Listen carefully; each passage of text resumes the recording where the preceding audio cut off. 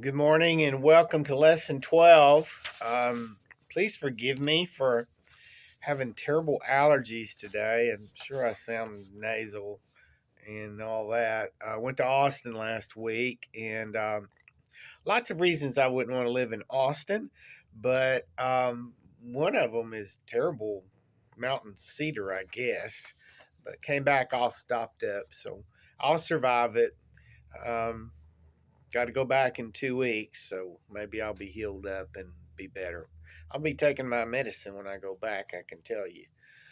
All right, lesson 12. We only got one more lesson in this study of the Sermon on the Mount. Lesson title is Don't Be Fooled. Not everybody's what they seem, are they? Discernment is such a big deal. These are very difficult things to navigate because, on the one hand, you want to be kind and give everybody the benefit of the doubt.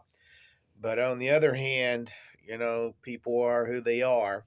And sometimes it's hard to tell, it's hard to navigate. So we're in Matthew 7:15 through 23. Don't be fooled. The main idea: avoid those who speak for the Lord, yet live lives contrary to God's message. So go look at their fruit, see what they're saying, see what they're doing. You're going to have to make some decisions, and they're not any fun, and they're difficult, and sometimes you don't get it right. So, question to explore is: how does my life reveal the authenticity of His message? Um, we're not wolves; we're sheep. But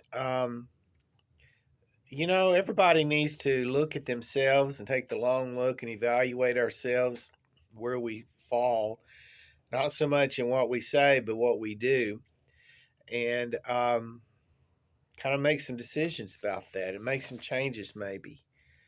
Um,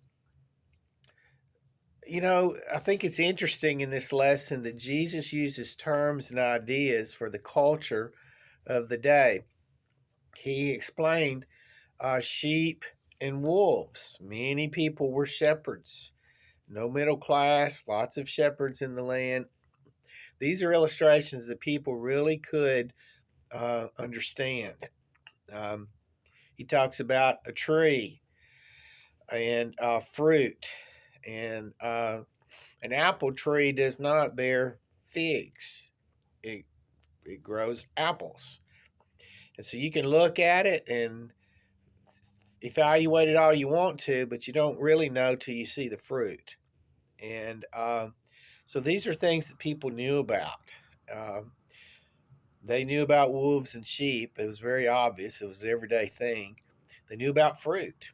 Um, we go to the grocery store and we've got 1,400 options as far as what we want to eat. In their day, they had very little bread and fish and fruit, a little bit of vegetables, but very limited diet.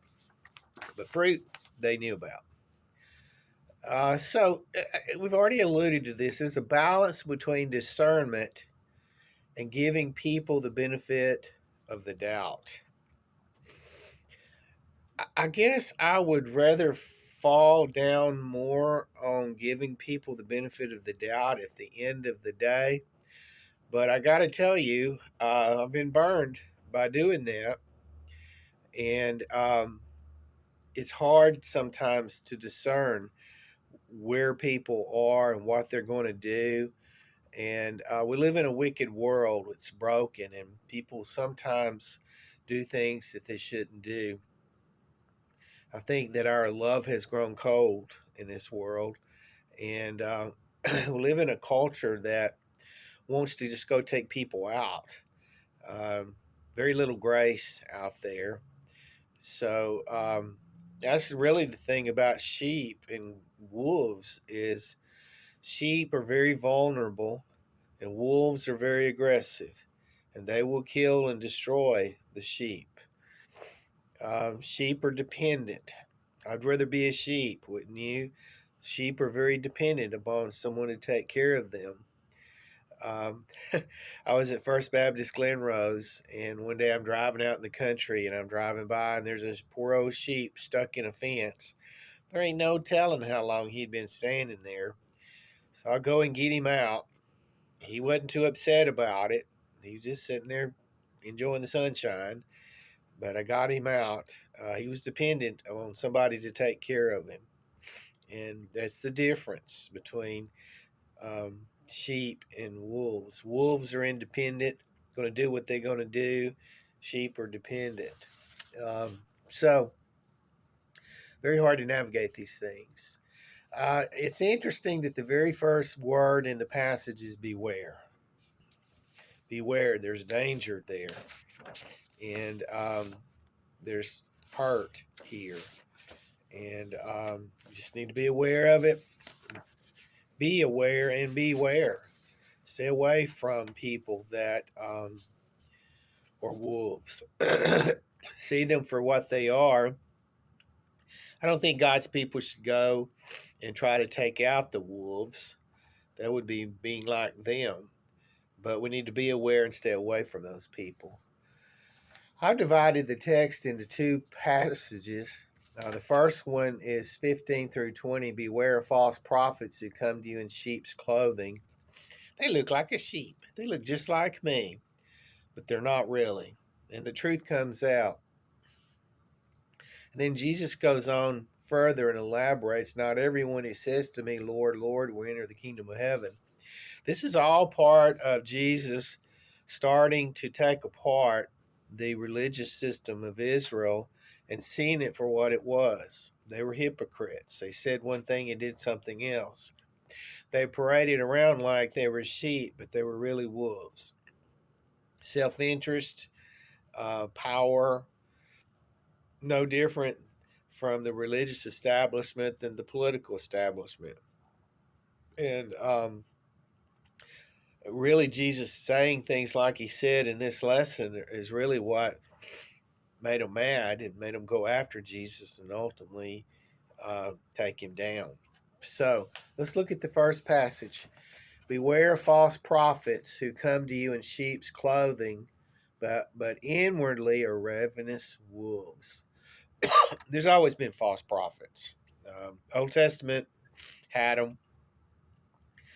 We have them today. He says, beware of them. They come to you in sheep's clothing, but they're really wolves. You need to see them for who they really are. You will know them by their fruits. It takes time for fruit to bear, but when the fruit bears, then you kind of know. Grapes are not gathered from thorn bushes, nor figs from thistles, are they? See?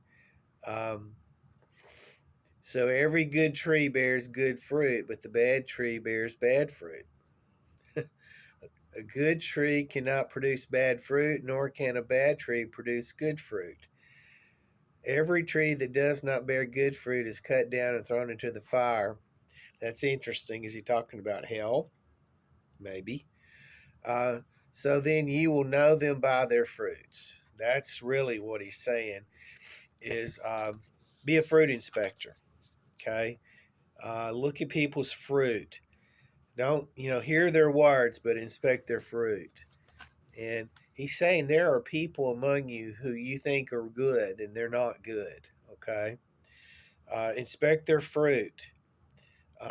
Take the long look. Good fruit, is bore by good trees. Bad fruit by bad trees. So look at their fruit. What would be the fruit?